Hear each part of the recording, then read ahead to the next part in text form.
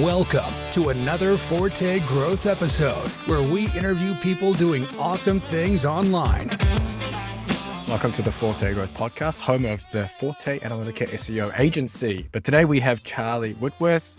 You may have seen him on Twitter every now and then, but he is an SEO consultant, worked agency in-house, does his own consulting with various different brands, e-commerce, different websites. But we dive into a few different things, his keyword research process, clustering keywords with AI, which is actually quite interesting, especially if you're looking to upskill or upgrade or update your keyword research processes, and just ways that you can piece together all your kind of people also ask, frequently asked question kind of keywords and things like that. We go into cannibalization, how to fix cannibalization issues, and we go deep into e-commerce SEO and really nailing your collections pages and your product pages, which is quite cool. I know a lot of you niche site listeners are potentially looking to sell your own products, etc. So this is actually quite good and showing different ways you can optimize those pages to rank for pretty competitive terms, which is really cool. We got a little bit into the AI stuff, mainly around that clustering thing. But yeah, it's actually a good chat. Dive into different bits and pieces. We also go into like retainer model for SEO versus potentially getting a piece of the pie. That's always very interesting to chat as well. So sit back and enjoy. All right, welcome to the Forte Growth podcast. Today we have Charlie Whitworth. Welcome, Charlie. Hi guys, you okay? Awesome. Yeah, I'm all good, man. I'm all good. It's good to have you on. And I've actually seen you around Twitter here and there, posting things that upset people on there. So obviously that's why I seem to come across it. The algorithm likes to feed it to me. So give a brief background about yourself and what you do. And we'll go into some pretty interesting topics today. Cool, yeah. So I'm Charlie Whitworth, SEO with about 13 years experience now. Agency side most of my career, and then was at Misguided a few years ago for a bit in-house. And then, been running my own consultancy in Manchester since then. Yeah, and as you say, since I've been doing my own thing, it's been quite a bit of time winding people up on Twitter and being a bit more outrageous than I used to when I had a boss. So, did you change from agency to in-house to doing your own thing for a specific reason? Did you not enjoy it, or is it just more of that was kind of a career path you took? I loved agency, to be fair, and as a young SEO, it was great working around different products, different people. Yeah, and obviously I worked my way up a few agencies, hit a bit of a glass ceiling there, and then obviously got to the point where I was like, I'm going to try in-house. Misguided was quite an exciting and interesting one, fast fashion brand. Had a bit of a decline, and I was like, right, I'll go and sort this out for them. And I realised it's not quite that easy, but no, it was a really interesting time. And I always had designs to start my own thing, flexibility, and and also just hopefully doing the things the right way or my way instead of being told what to do. I've loved my career progression, really. I wouldn't change any of it going back. But been really enjoying, as I say, setting my own agenda a bit now. Yeah, perfect. I just wanted to start this one. There's probably more valuable now, I think, than before. I think when on various like niche site podcasts, SEO podcasts, when we talk about keyword research, it's kind of just old rehashed, hey, I just did some low competition research, blah, blah, blah. Now that it's in 2024, with the recent updates, I don't know if that's as viable anymore, at least from what I'm seeing. You can correct me if I'm wrong in this, where, a lot of the low competition, long tail keywords, they're ranking bigger sites on broader terms. Absolutely. And sites that we're going after, a lot of these long tails have kind of been crushed. So I don't know if you want to maybe comment on that and then dive into, wherever you want to take it within your keyword research process. Yeah, of course. I mean, my attitude to keyword research hasn't changed too much from the updates. I think Google's done a better job of kind of weeding out the kind of, the black hat stuff. I've got a problem with niche sites, with affiliate sites, that's a lot of them serve a purpose for those longer tail queries. But I mean, a lot of people slap bash Google, or I often do. But I think in this instance, like they've done what they've kind of said that they'd rooted out some of the spammy stuff. In terms of my approach to keyword research, it's changed a lot with clustering, and I'm using AI to help me to cluster more effectively and obviously target my content based on what Google's actually indexing and not just why we think these keywords might be related. We can see now with the tool actually what Google is actually semantically relating. Obviously with the high authority sites, it's a lot more about entities and things. But I use people also ask terms a great deal from a zero click in my FAQ, it's serving what our users are after. I think you're less after your sessions there, and it's more about demonstrating, dare I say it, EAT, but not, Oh my God, I cannot believe you said that. Trying to demonstrate some expertise, you know what I mean? And answering queries that perhaps are a bit more real time and a few days old rather than, a month or so old from ads. So I think it has changed in a way that, I think some of the results are awful at the moment, as some Reddit results and things. But At the same time, it's a double-edged sword. I think we are seeing a lot less rubbish in those longer tail SERPs now as well. So. Do you want to run through how you're clustering them with AI? What's that process look like? So yeah, a traditional keyword research process, obviously, fairly manual. And then I use a tool, I don't mind plugging it, to be honest, because it's brilliant, called Keyword Insights, which essentially allows you to plug you can do your research within the suite. Now I don't, because I still swear by my process, but you pump your keywords in there and it clusters them for you using AI based on, as I say, what Google's actually returning in the SERPs. So Google doesn't always do a great job at semantically relating terms properly. Sometimes it does. And that's the problem you have, because you're like, well, Google might be semantically relating these terms, or they might not. So what this AI tool allows you to do is cluster based actually on what Google's doing, and then you can review that, because it could change, a Google update could hit, and the clusters might look a little bit different. So it essentially allows you to create landing pages without worrying about cannibalization and making sure that, as I say, you're clustering based on the SERPs rather than what you think might be related. And very crudely, that's the processing, and for every e-com would be different, for a brochure site would be different to a local SEO project, obviously, in terms of how you cluster those. But yeah, I think the long tail zero click stuff, it can get quite interesting, and using ChatGPT to cluster you also ask terms can be quite interesting as well. You get some good themes out of that as well. So does that mean then you're having to go in and rerun that cluster through AI every now and then just to see if the intent's changed?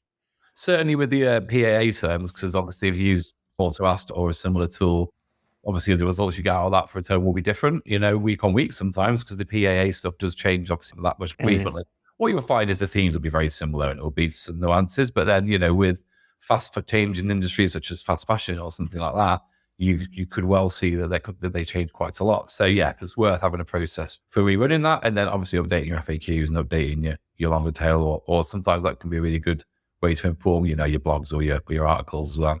And does the process change at all for, say, an e-commerce site? I think, it's relatively easy in terms of hierarchy, what you're kind of covering, and eventually you're getting to those people also ask and stuff. But for like a niche affiliate site that's kind of trying to bank on maybe affiliate revenue or even digital products, does that change at all going after those, I guess, people also ask terms? It seems to be almost like there's a target on the back on some of these sites because they don't sell products. So maybe they're not seen as quote unquote useful. So these people also ask are almost at face value detrimental, but maybe not. I mean, I think it's what you do with that data. It's not a case of plonking those questions onto your site and answering them. I think that's also which most people I think are doing. Which most people are doing. And that is where I've used ChatGPT to quite a good effect in terms of actually categorize these for me. What are the themes? And then look at some content you can create that you can almost answer 10, 15 of those questions with one piece of content. You see what I mean? So it's theming them. Then you can even check your entities if it's high volume enough. I say high volume, but if that cluster is high volume enough. So I think you're dead right. I think it's everyone wants a quick and easy solution, which is copy and paste my questions from what also asked, answer them all, boom. It's not that. It's what are the users asking for they weren't asking for a week ago, and how can we serve a piece of content that's going to really answer that intent? And I don't want to say the the longer form expertise, actually demonstrating some real expertise, I think is the tricky bit there. It's like a real crude example might be, can dogs eat, or maybe even can dogs drink water, can dogs drink milk, whatever. And then you might have a big page of, instead of an entire list of liquids or fluids dogs can and can't drink or something like that. Exactly, yeah. And, if everyone's got the same questions and the same answers on their site, then Google's going to go straight back to authority and links, isn't it? Whereas, as you mentioned at the start, we are seeing small, whatever you use to determine authority, even if you still do that, we are seeing sites that are demonstrating expertise outranking those guys. And even on an e-commerce perspective, like good content, I've had sites outranking, Etsy, Amazon, eBay, because the product review content and the expertise content that we've got as spoke content from that has been so much better, and Google's been rewarding that. So yeah, I think if the data is one thing, and there's intelligent ways to use that, but it's being creative of how you answer that, really. It's funny you mentioned e-com. I've seen e-com sites absolutely crush content rankings right now. I'm publishing on a couple of e-com sites that I've partnered with, and it's like in your competitive niches as well. It's almost like just because it's a old store and it's been posting on a blog, it's just pumping. Is that something you're seeing too? Yeah, absolutely. I think the spam element of the update's finished, but the update isn't actually finished, but it's still all over the place. Yeah, and we'll see how that settles down. There's obviously a lot of wheels in motion with that one, isn't there? There are different things at the same time, which is interesting. But yeah, I mean, some of it though, I've seen with some of my clients, it's what should have happened, because we're seeing the better quality, more user friendly. And I say sometimes lower authority sites ranking where they deserve to, but then, as Google does, they're not getting it right all the time. But, as I say, that update's not finished yet, is it? So It's still, how many more weeks to go? 2, 3? no, Was it? I think they said a month. I think we might be 3 weeks. I mean, we're like 3 weeks into that. So I think maybe like a week or so. Oh, But okay. who knows? But anyway, it's still very volatile. And as I say volatile, I'm not basing it off Algorithm or December, off my own search consoles that are like up and down, up and down. But as I say, this is always a way in the middle of an update. And, Google are getting a lot of things wrong at the moment. I think we'll see how this update settles down. But, I think, as I say, we're seeing some good signs of some stuff that should be happening. But, I suppose it's unfair to judge until it is finished. So I know one of the topics you've talked about or presented about is people first content. I think you tweeted about this recently too, just to rile some people up on Twitter. Do you maybe go into what your definition of people first content is? yeah, so I think with that, I was referring to the kind of AI thing, which is like, I think we've all agreed that Google's never going to go out and say, you can't use AI for content, because they'd be A, massive hypocrites, and B, there's intelligent and really good user-friendly ways to use AI content. And I think that's the thing that I was trying, and I think, again, I kept using that term, which riles people up a little bit. And by the way, I'm not an EAT fanboy, and I'm not saying it's right. But, what I'm saying is it's such a bad thing to want to produce people-first content on your website, and there's absolutely no way that the ranking factors don't correlate with that stuff, some of that stuff.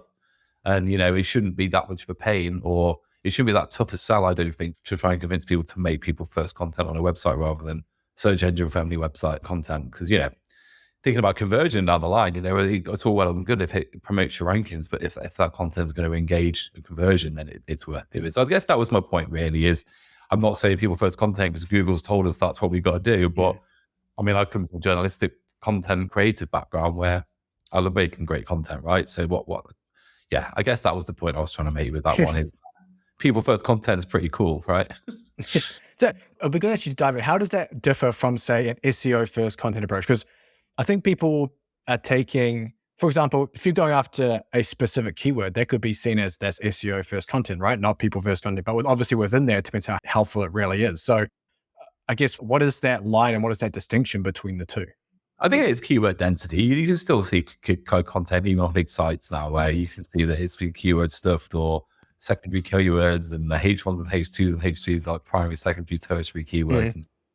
And Google's algorithm, whether or not we want to give them the bashing or not, it is a lot more sophisticated than it used to be. And you don't have to be explicit. And they do use entities and semantics to relate terms. So I think that's what it is in terms of if you're making a piece of content, whether it's about a product, whether it's about a theme, you don't need to be, you think user first, think people first.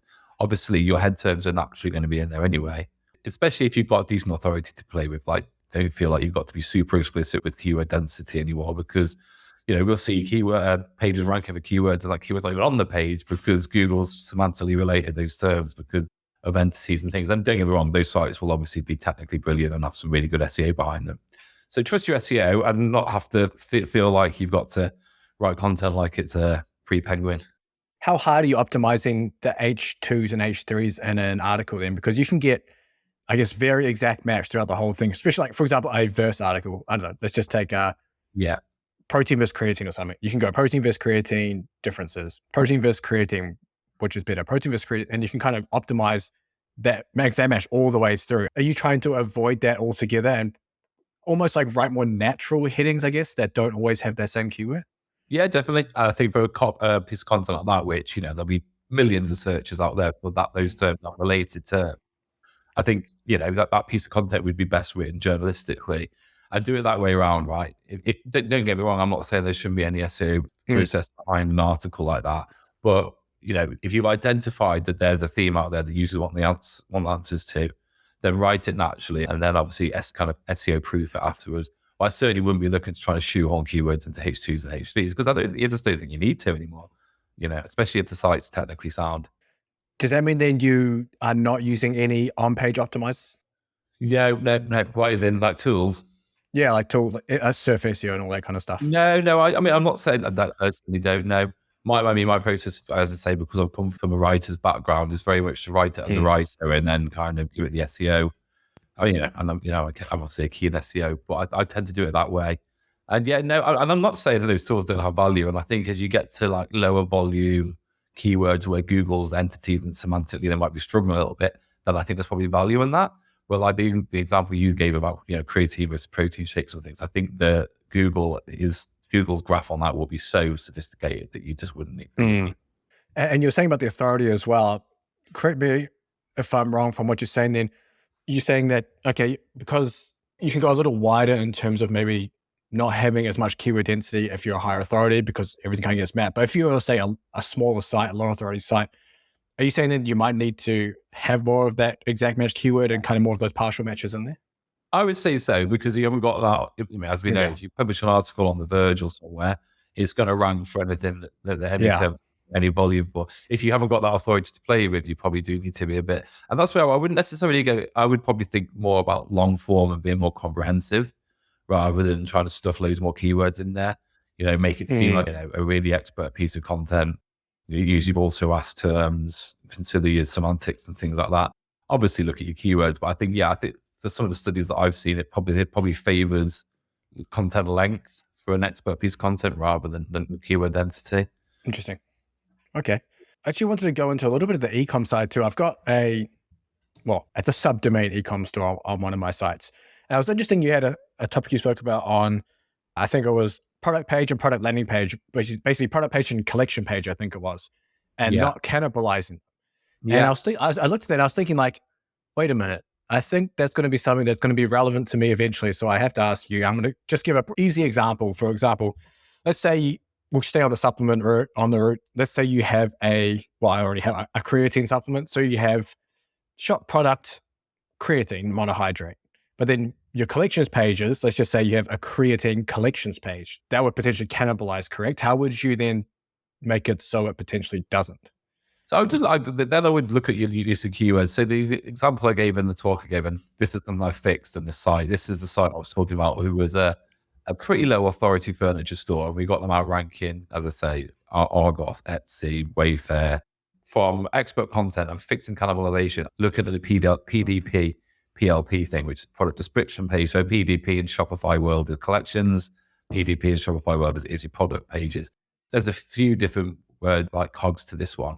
Looking at cannibalization, so what the customer was doing originally, he was writing his own content for his products, and naturally he was having about 25 mentions of his head term in every product page because he'd been told about keywords and stuff. So he had coat rack in every single page. So all the product pages were more keyword rich than any other page on the site. He then had his collection pages, which were fairly sparse, little snippet of content, had about 3 or 4 mentions of the head term, which you would want like the coat racks page, for instance. So that was not doing very well.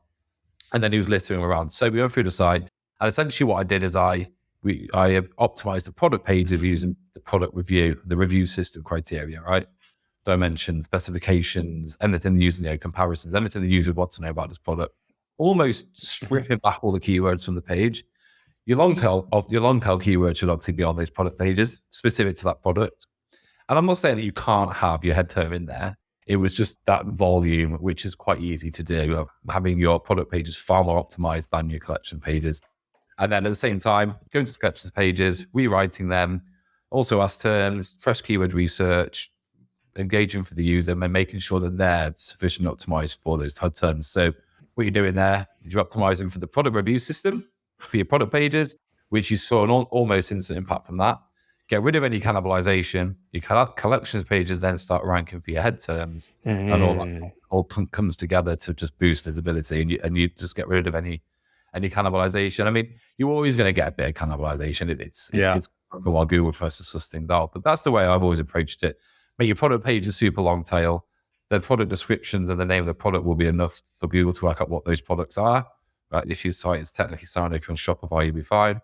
And use your collection pages to go after those head terms, really. And you don't need too much content because they're up the structure in terms of copy. So it's kind of a triple whammy, that keyword optimization, review system, and cannibalization. Interesting. So by review system, you mean almost like an affiliate page review dial or page for those product pages? But the product review update, which there's about 3 or 4 iterations of that now, where Google's rewarded really super product page. I mean, it's one of the rare instances where they actually give you bullet pointed list of about 12 things and saying, do this and you'll get rewarded. Yeah. I think I might have applied to affiliate, but it's really just Google. And it's called, they changed it from product reviews to the review system now. It's called, if you look Gotcha. online. And yeah, as I say, they give you a list of criteria, but really it's this kind of people first stuff. It's what can you say about this product that's going to differentiate it from other sites?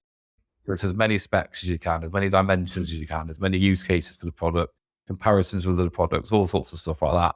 And they give you that list really. So it's quite easy to just give that to a copywriter and say, right, for the product pages, let's just tick off as many of these boxes as we can, whilst in the keyword density, and then use the collection pages, as I say, to go after the volume. Okay, so on that page for your coat rack example, you might have on there like your long tails, coat racks for small spaces, coat racks for large coat, all that kind of stuff. Yeah, and as you also asked, terms comes in quite handy there, even the Google Ads stuff. I mean, there's a lot of searches around that kind of thing. And then, as I say, yeah. I mean, if you can get some nice FAQs on your collections pages, a lot of Shopify themes allow you to do that, then that can help you to get those there as well. So, but yeah, it's essentially just trying to, don't think too SEO with your product pages. I don't think obviously you don't mind if your product pages are ranking as long as you're getting that traffic, but really your product pages are your conversion pages, aren't they? The idea is your collections page ranks, and then obviously the user gets your full selection. So, okay, so the product page, you're trying to rank that product for a long tail term, and so the collections page will be ranking for coat rack. Yeah, your product page. All the long tails might be, that one product page might be ranking for all the long tails, depending on what product, or if you have many products or not. Colors, sizes, use cases, whatever you've got, your specs, your dimensions. But yeah, I mean, on a bigger e-commerce side, then, on your fasted, you've got all your different kind of sizes and color swatches and things. On this side, which was quite small, it was very much dimensions because it was furniture. So it does differ a lot from kind of site to site. Okay. And then on the collections page, then you mentioned, so you might have some text, maybe at the top, you have your different products on that page, and those products might have names that are maybe somewhat SEO optimized for long tails. And then you might have FAQs at the bottom under all the products of like people also ask questions for, say, coat racks. And that's an interesting one, actually. Yeah, you're dead right. But it's an interesting one as well. Not having your head term in the product title can sometimes be beneficial, because if you've got 35 products on a collections page with that keyword in it, suddenly So what he had done, this particular client, is he'd been given a bit of SEO advice and then gone absolutely mad. So he had in every single product name, quite spammily kind of shoehorned in.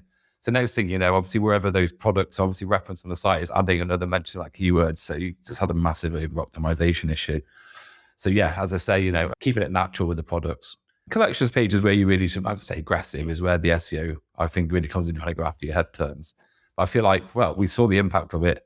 Google was far more keen to rank our product pages or to rank the collections that had lots of these products in them from de-optimizing them really for keywords, really. So how would you know when that would be the right time to potentially remove, like, maybe what someone would say is an important keyword from your headings? Yeah, so if it's in your collections page, and don't get me wrong, if it's natural for it to be in there, for instance, why 13-inch coat rack doesn't sound too spammy. He'd gone a bit over the top with it. But I think it's common sense, really. I think we'd seen with the side that they'd been hit by helpful content updates and things like that. So it was obvious there was a quality problem. And as we started to strip it back, we saw that improve. So obviously we could analyze that data, but just keep it natural and just try, I think, as I say, don't feel like you can't aggressively SEO your collections pages. Obviously nothing too spammy, but on a product level, keep it product focused, really. That's where I think the people first thing comes in, really. Keep the product page as your, like, that's your landing page, CRO, all that kind of stuff. SEO can kind of be like a secondary on their collections is where you want to try rank it. Yeah, I think the product pages will be better in search from being comprehensive and adhering to the product reviews guidelines than they will from having 10, 15 mentions of a keyword, definitely, yeah. Okay. On your site as well, you mentioned you have a case study for a back linkless SEO campaign. Do you want to maybe dive into a little bit of that? So that was the one. So that was the one. So we just covered it. I go on about that one a lot because it was just a great campaign where the client let me do free reign to do what I want. Shopify, obviously, out of the box, did quite a lot of stuff for me. A few minor tweaks. Technical SEO wasn't really a big issue because of Shopify. Yeah, I made a few amendments to some of the liquid themes and stuff, but essentially able to analyze what the issue was quite quickly and fix that cannibalization. But we took them from pretty much nowhere to outranking those massive sites and there was no link building at all. Not we What, didn't do did they already have links, or was it it. like DR0? So when I don't use, I try and stay away from using these third party. I'll tell you, it's like he had like DR is 17. Oh, So wow. so and it was because Google. Don't get me wrong, his product was mega, and he got great reviews, and advocacy was good. So there was those kind of positive signals there from that Google was seeing that it was an excellent product. But yeah, no, through good SEO and from good keyword optimization and from I think, as I say, I mean, I didn't even envisage it doing that well, to be honest, and I start ranking some of the nights, but it goes to show that, it is possible. Yeah. So good SEO and having a great product to work with is always a bonus, Hmm. isn't it? Would you start to throw backlinks at it to kind of keep it there? What would be your philosophy around that? So I think obviously now we've generated quite a lot of extra revenue, and these are the campaigns that I'm working on because they're not a massive company. This is a guy who started building furniture during COVID because he loved doing it, and it turned into a business. So he ended up quitting his day job to start doing this, and then they did really well at a paid search, and then thought, well, let's do some SEO. Got me involved, and then it was a bit of a game changer for the business. Took it from pretty modest to some exciting numbers. So obviously now we've got budget to play with. Obviously, the obvious suggestion is right. Let's do digital PR and start to build that authority up so that we stay there. Because Google could do an update soon where like actually these guys are a bit too small. Why have we got them ranking above Argos and people? So yeah, absolutely. I'm definitely pro link acquisition, but I'll be honest with you, it was a couple of grand a month retainer that one. So the results we were getting for that were pretty outrageous. But yeah, obviously. Now it's and what most clients will say, say, look, make me some money and I'll pump it back in. Do you know what I mean? So it's been a quite cool journey. Is digital PR your main strategy for link acquisition, or are you still going out trying to buy newsletters, guest posts, all that kind of stuff too? There's a little bit in the middle. Don't do any of that. I do a bit of Harrow, which does work well for the smaller clients, and it's easy enough to do yourself if clients don't have budget for digital PR. But if they're an ambitious brand and they want to raise their profile, I mean, it's not just the links with digital PR, is it? I see the value in kind of brand and direct and just general awareness if campaigns go well. Obviously, it's tricky. I mean, I don't sell digital PR. I don't do it, but I've got trusted partners. Gotcha. You will have campaigns that they don't do anything, which can be a tricky sell to a client. Like reluctantly put like 5 or 6K a month into a channel they don't know much about. But that's the nature of it, and that's why if you've got your kind of always on stuff like your Harrow and stuff going on in the background, you can keep it ticking over. But I mean, some of the best campaigns I've seen from digital PR, drive in high authority links into category, just has a massive bit of, especially in fast fashion, the likes of like Misguided and Boohoo and those guys working with some great agencies, driving links into category pages, and you just saw the impact that'd have. So I think, that's your top tier campaigns, top tier client kind of stuff, to be fair. But dive into that fast fashion stuff. How does that differ from just traditional e-commerce? it was just so volatile. Demand, it was just so volatile. But then the impact, because you're talking seriously high authority websites, all of us were in the 90s in terms of DR. Oh, wow. So like just a simple like menu change would just have such a like seismic impact on performance. So you had to be all over your seasonality and always get ahead of that seasonality. So like if it was knitwear was coming in October, you'd have to have it all sorted for a month or so before. Battles with like trade teams, they're like, right, we want to change the menu. They're like, well, we're not putting knitwear on the site now. It's still hot, and it's like, yeah, but we want to be ranking at the at the right time. But that was the thing I noticed so quickly that just some quite modest changes to sites like that in terms of sessions can have like such massive impact. So it was interesting. It was good fun, to be fair, but volatile, and demand was just impossible to predict because year on year was pointless really because a lot of it was trend related or collaboration with someone, or even if someone on Netflix was wearing a certain thing, things like Bridgerton and stuff like that when I was doing it. Like, so, trends were, you couldn't just do your keyword research and do year on year, and sit back and predict it. So it was good fun, but difficult because no tool out there really, as far as still as far as I can see, has solved that one about how you can stay abreast of demand almost real time. Do you know what I mean? Because you've always got that lag, and in fast fashion, by the time that lag's caught up, it's totally different trends.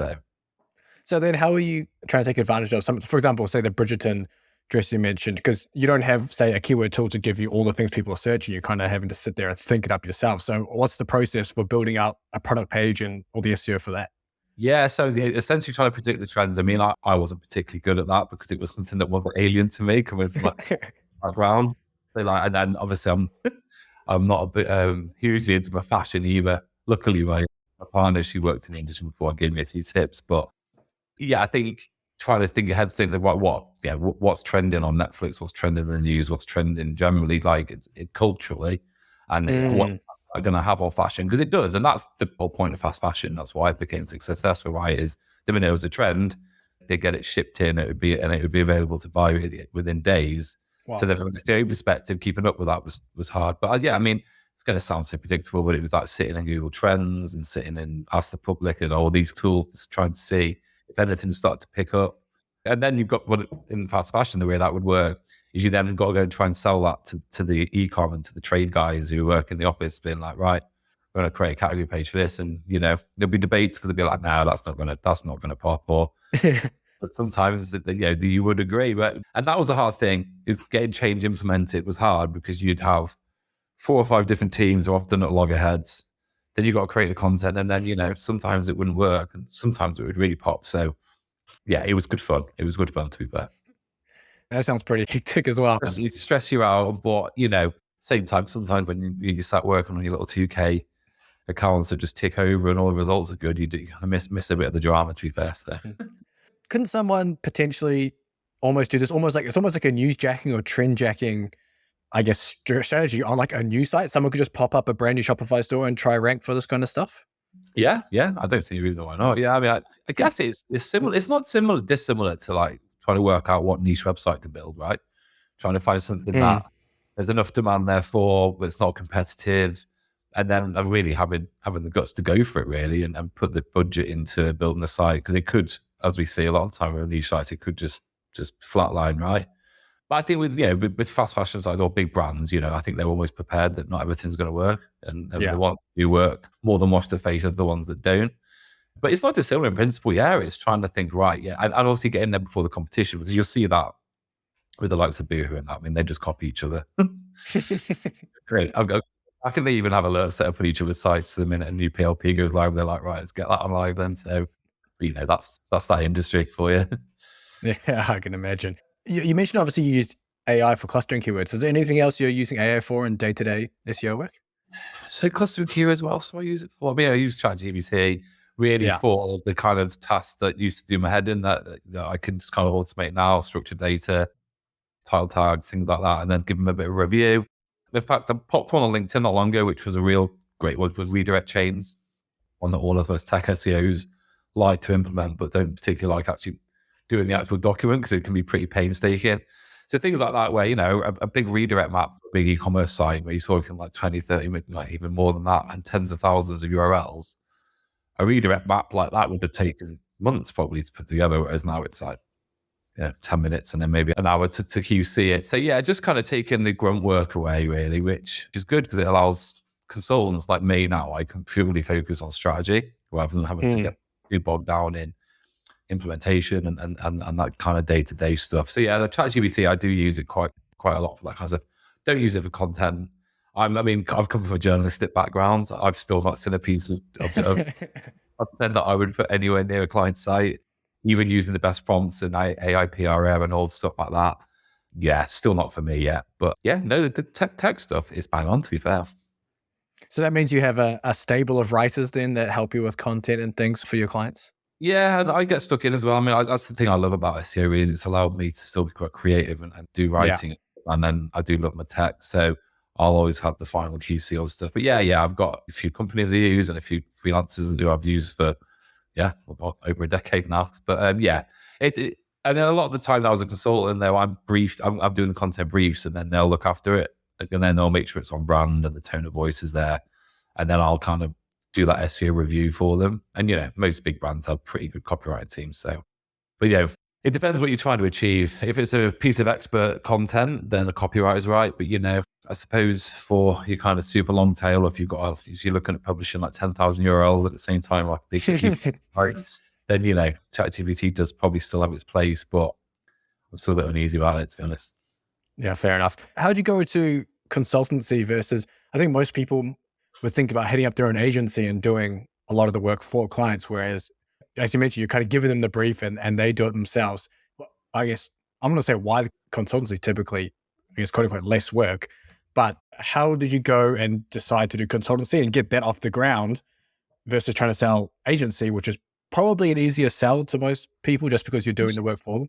It's been a bit of a mixed bag, to be honest. I think some brands are leaning more towards consultants because they've been burned by agencies who are expensive, and whereas some big brands, it completely makes sense. You have an agency where you'd have like 10 people on the account and you have that resource. I think with me, I've just kind of let it organically grow.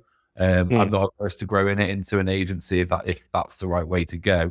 I think I essentially went freelance and I was like, well, what am I? I'm a consultant, right? I'm here to consult, turn to a consultancy, and now I've got a network of people who work with me so that I can scale. But the value people tend to get from me, they don't want to pay me my day rate to write title tags or do internal linking. They want more driving a strategy, maybe doing the audit, managing copywriters, managing developers and things like that. So it's that kind of consultancy in terms of driving your strategic, really. But, it's early days and, I'd like to think I could turn it into an agency, but part of it was I was sick of some of the politics and some of the issues that I used to contend with agency side. And I vow that I will, not get kind of stuck into that kind of thing again. But, if it was my agency, maybe I could do it differently. But at the moment, it seems to be that people, the kind of clients I want to work with, I tend to are looking for a consultant rather than an agency. So, do you ever take rev share or equity for some of your consultancy? Because I can imagine with that coat rack guy, instead of getting paid a couple of grand a month, if you had a little bit of stake in there and a little skin in the game. I'm trying to get away from the day rate thing, right? Because we all know day rate is just a way to kind of cost it up, and A, you'll never be held to it, and B, if you need to over-service, you will. And one way of doing that is, right, here's the size of the opportunity. I think I can get you this. And if I do, then I want this percentage of it. The thing that always kind of just doesn't sit right with me is if, say you agree on that model and then the things aren't getting implemented because their developers are slow or there's blockers or they're not approving content. And in 6 months, you've not really got very far, then your percentage of F4 is F4, right? So that's the concern. But I'd be ambitious with it and say, I'm working with them at the moment where the size of the prize is massive. And I'm thinking, and that's kind of what I said to them. I said, look, I'll work on this level. But if we can achieve this, then let's maybe, and they're open to that. Because most businesses would be like, well, if you can get us that amount of money, we'll give you 10%, no problem. Do you know what I mean? So, yeah, it's something I'm definitely toying with, but it's how you make it work for the campaigns that don't go well, really, because you can end up working for free. That is very true. That is very true. You, right? I'll always be confident in my results, but there's a lot of things out of your control, especially if you're working. I'm working with I'm NDA'd, a pretty big energy company, and I'm not even allowed to talk about the fact I work with them. But even the simplest thing like getting me access to the CMS has taken 4 months. Dude, no way. No, I'm out. I can't handle something like that. So I think that it would work really well for those businesses that are in a growth. And you can say to them, look, I've established that I think with this conversion rate, this amount of sessions, I think I can get you. We can get this amount of money, and then most business owners I know at that level would be happy to agree to that because they get the other 90%, right? So, and I guess you could say it's quote unquote free, I guess, marketing or growth, just because you're not paying someone out of pocket. Or there's no cash leaving the bank for it, right? There's just almost like free labor until you get there, and you're kind of just giving a piece of it away. So, plus incentivizes someone like yourself because you've got skin in the game too. So it's almost like a double win for a lot of. Yeah, if it's a Shopify site with a decent keyword set, and you know what works and you know what doesn't, and it's not a dead cert, is it? But you'd be happy to work on that basis, or maybe just like a bit of both. Like you work on a low retainer with the incentive that if you hit certain KPIs, then you get a certain rev share. That's what I'm toying with, because the whole day rate thing, it has to happen for people like me. But as I say, for most clients, I'll do far more days than I promise. There might be times that don't, but as I say, you spend a day doing title tags or internal linking, then that's a bad use of cash for them. But you spend that day doing. So it should be more about the output and the value of what you're doing, really. Yeah, I agree with that. I wanted to finish this. I want to come back to the cannibalization stuff and around how people can identify, I guess, which of their pages and keywords are being cannibalized easily. So, I don't know if there's a way to add links or anything to this, but I've got a kind of a checklist that you can go through. But Ahrefs is great for it. You can put your URLs in, it'll tell, or your keyword in, it'll tell you which of your URLs have been ranking for that keyword. Gives you a nice graph. And if you've got one where you've got lots of URLs changing position, you've probably got cannibalization problem. Systrix is the same, where you put the keyword in. What you're looking for, the Google's changing the URL it's ranking for a keyword regularly. It doesn't know which one it should be ranking. You've got a cannibalization problem. You can then go and put those URLs into Search Console and it will tell you much the same. If you go to a keyword and you get a big long list of pages, all with decent amounts of impressions and clicks, again, there's been some flux, and it's that flux that you want to get away from. The best way to keep a site stable and rank is keep it stable. If the same URL is ranking for the same keyword for an extended period of time, it's because there's some quality score being attributed to that URL for that term. So yeah, you want to keep things calm, and that's what we found with that campaign is as we started addressing these problems, things stabilized, and as they stabilized, the ranking increased. So yeah, use your third-party tools. Ahrefs and Systrix are good for it. Put your keyword in and see what pages are ranking in Search Console. And Systrix is a good one for your keywords. There's a little button that says show keyword cannibalization. It's not as comprehensive as it could be, but it's a good, if you've got a big, massive site you're working on, it gives you good data. But the best thing to do is just, put your key pages to the likes of Systrix and Search Console and just check you haven't got too many pages jostling for those rankings. And for the listener that maybe isn't sure what to do after that, do you want to maybe just run through a few steps of, okay, they found a couple of pages that maybe cannibalize, what should they do as next steps? Yeah, so obviously, if you are using clustering, then check what kind of clusters those pages belong to. If it's a PLP versus PDP one, product page versus a category page, then it's a fairly easy fix. If you optimize your product page for your keywords and kind of optimize your collection page a little bit more, think about what are the clever ways you can get some nice content onto that collections page without destroying your UX. Essentially, have a look in the tools to check what Google is actually ranking for that keyword as well. So take that keyword, have a look in the SERPs. It could be that it switched from commercial to informational or informational to transactional, but it could be that intent's changed. So we've not actually discussed intent too much on this call, but intent is what is basically influencing those clusters, because it's that Google is seeing a different intent behind that keyword than perhaps you think. A lot of the time with commercial keywords, you would think, oh, that's like car insurance or something like that. That's actually a bad example because that's not the case for that one. But it's so similar keywords to that, you will think that would be a commercial result, and you'll go to it and it will be a lot of guides, articles and stuff. So if that's the case, then you need to write a long form article, right, to compete with those, because the commercial page isn't going to work for you. So yeah, check your keyword. If you have got cannibalization going on, is it because you've got to de-optimize a little bit? And then check your intent. And we've all got tools that tell you that. If it's a commercial term, then obviously that that the collections page needs to be resolved. And then you have to say if the terms if that keyword is informational and the results are saying that, then you probably need to look at a bit more expertise, kind of long form stuff. Perfect. I like that. This was a great chat, Charlie. Where can people find you and follow you and keep up with what you're doing? Yeah, so I'm on X quite a lot at Whitworth SEO. To chat a lot on LinkedIn, just Google Charlie Whitworth. I should be the first SEO that comes up. WhitworthSEO.com is my website. And that's me really. But yeah, Twitter's probably the best place. I find it hard to stay off there. Why do people else there? Twitter is good, especially for the SEO space. A lot of people on there always posting and stuff. You get to stay up to date with everything that's going on with updates and opinions. That's all right. I think people give it a bad rep because they say it's toxic. There's a few out there, but to be fair, it's a good source of information, to be honest. And people that you want to be listening to are on there pretty much. And I'm not counting myself in that. But yeah, I think it's social media in general can be quite toxic. But no, I still swear by it really. So yeah, it can be a laugh at times as well. So perfect. We'll have those in the description for everyone to get to easily. But thanks for coming on, Charlie. Appreciate it. No worries, James. Nice to chat.